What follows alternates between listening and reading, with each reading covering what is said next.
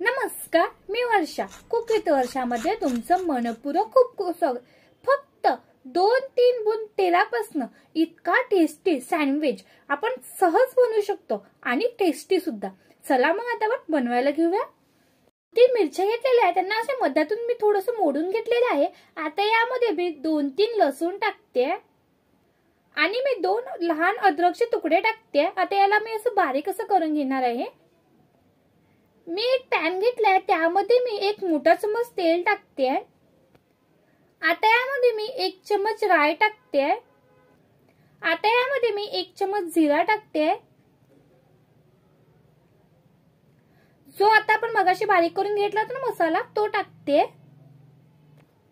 आता मसाल्याला व्यवस्थित मी 1 मिनिट असं भाजून घेणार आहे. आता यामध्ये मी कढीपत्ता टाकते. मी 1 चमच सोप आणि 1 चमच धन त्यांना असं कुठून असं घेतलं होतं मोठं, ते आता टाकते. याने खूप छान अशी टेस्ट येते. आता यामध्ये सर्व आपण मसाले टाकूया. 1 चमच धनिया पावडर, 1 चमच गरम मसाला, 1 चमच तिखट, अर्धा चमच हळद. व्यवस्थित असं मिक्स करून घ्यायचं. मी 1 प्लेट वाटाणा घेतलेला आहे, आता यामध्ये टाकते आणि ह्या वाटाण्याला मी गरम पाण्यातून काढून घेतलेला आहे. हे फ्रेश वाटाणा आहे. आता यामध्ये मी बटाटा टाकते. मी 4 बटाटा त्यांना शिजवून त्यांची साल काढून त्यांना मॅश करून घेतलं होतं, ते आता यामध्ये टाकते आणि व्यवस्थित असं मिक्स करून घ्यायचं. बघा, मी आता व्यवस्थित असं मिक्स करून घेतलेलं आहे. आता यामध्ये मी चवीपुरतं नमक टाकते आणि मी वरतून अशी कोथिंबीर टाकते आणि मिक्स करून घ्यायचं.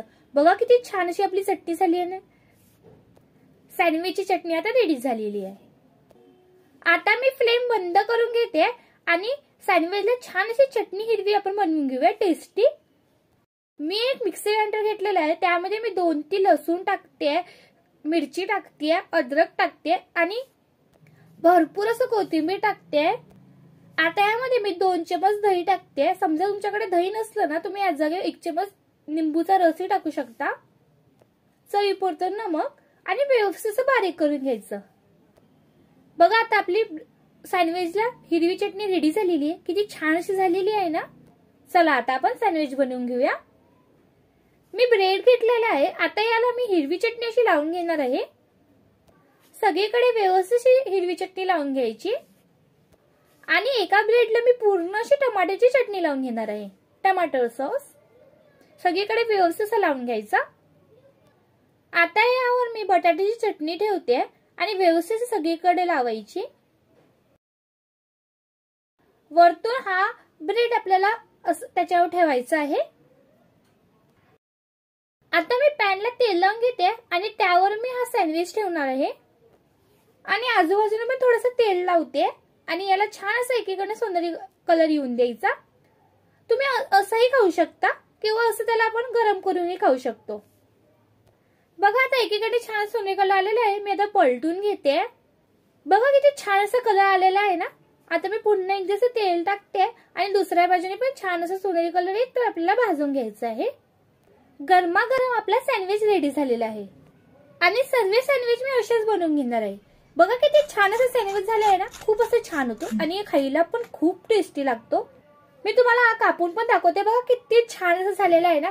सॉस हिरवी चटणी दिसते आहे ना आणि आपली बटाट्याची चटणी पण किती छान अशी दिसते. एकदम असं छान आणि टेस्टी लागतो. तुम्हाला माझी रेसिपी कशी वाटली हे कमेंट करून नक्कीच सांगा आणि ह्या चॅनलला सबस्क्राईब करा. म्हणजे काय होईल, अशाच छान छान रेसिपी तुम्हाला बघायला मिळतील.